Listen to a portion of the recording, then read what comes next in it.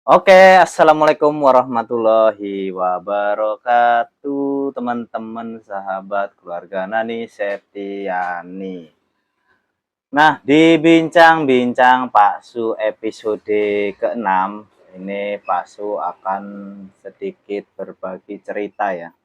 Cerita seputar Pak Su dulu itu ngojol ya. Jadi ngojol dulu itu di awal-awal Gojek masuk, Gojek, Grab gitu kan awal-awalan. Nah pada saat itu Pak Su ini ngojol salah satunya itu di Grab ya. Dan ngojol di era dulu itu ndak seenak ngojol zaman sekarang. Kalau di era zaman dulu kita itu harus apa ya, street lah, sembunyi-sembunyi sama ojek pangkalan pada saat itu. Jadi dulu kita itu kalau nerima orderan, kalau nggak kita terima dulu uangnya dari konsumen, nanti konsumen tinggal turun ke tempat itu. Kalau tempatnya itu yang dirasa agak rawan ya, agak rawan sama ojek-ojek pangkalan pada zaman itu gitu loh. Jadi kita kalau ataupun kita ngojol tidak menggunakan seragam ojolnya gitu. Kalau zaman dulu itu masih diperbolehkan karena dulu juga sempat ada kasus kan di 2000 berapa itu 2000 awal masuk itu 2000 berapa ya, antara 2017 kayaknya awal masuknya Gojek itu 2000 ya 2000 sekitar 2017 lah awal masuk ojol itu kan kalau nggak salah ya. Jadi dulu juga sempat ada kasus penusukan supir angkot apa apalah gitu dulu, aku juga lupa tuh kasusnya itu ya, pokoknya itulah kasusnya ya.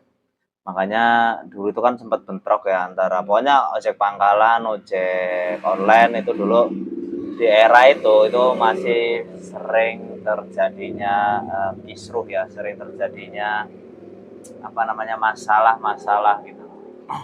Tapi sebelum Pak Su lanjut, kita ngopi dulu teman-teman.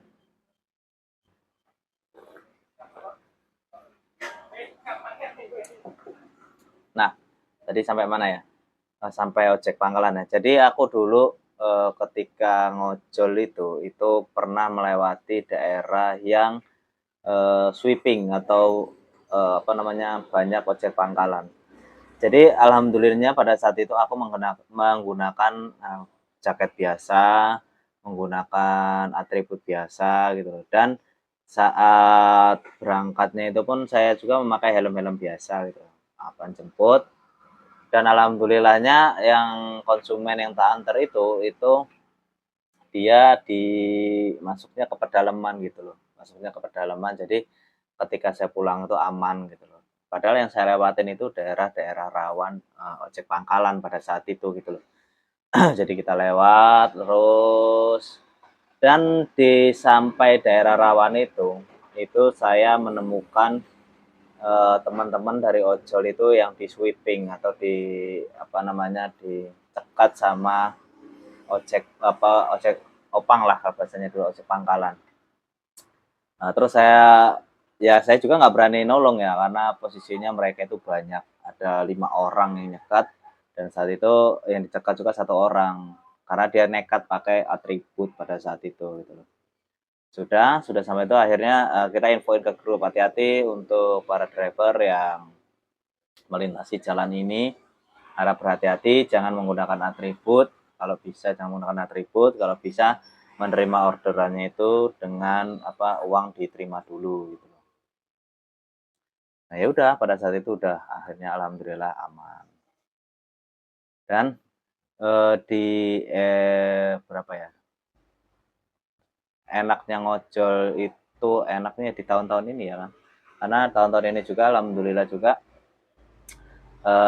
si ojek-ojek pangkalan juga ini akhirnya berdamailah dengan situasi, berdamailah dengan keadaan, dan akhirnya mereka juga ikut ke dunia ojek pangkalan itu teman-teman.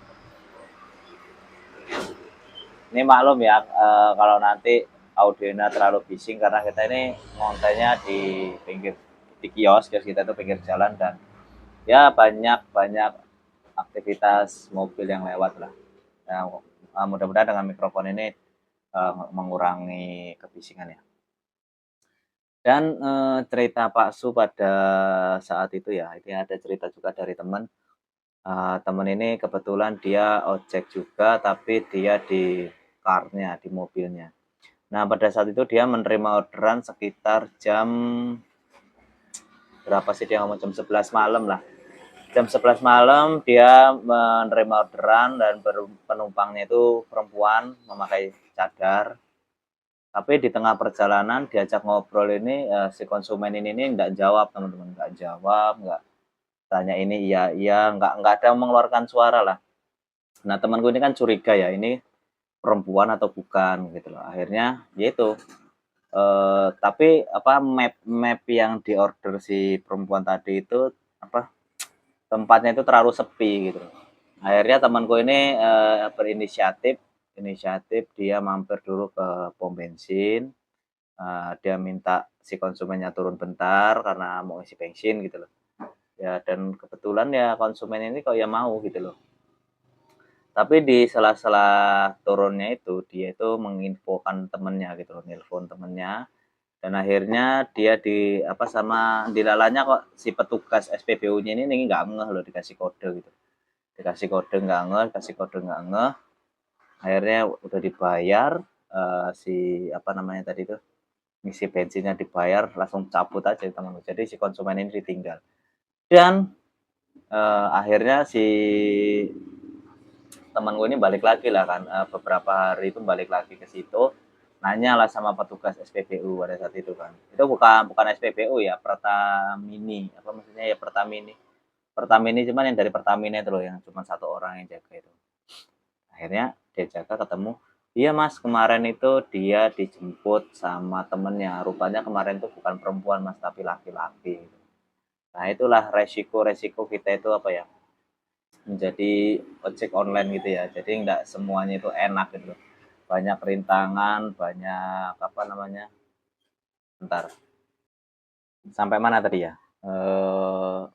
Sampai mana ya? Lupa aku. Pokoknya gini ya, apa, di dunia ojek online itu nggak seenak yang dibayangkan. Nah, saya ada cerita satu lagi nih.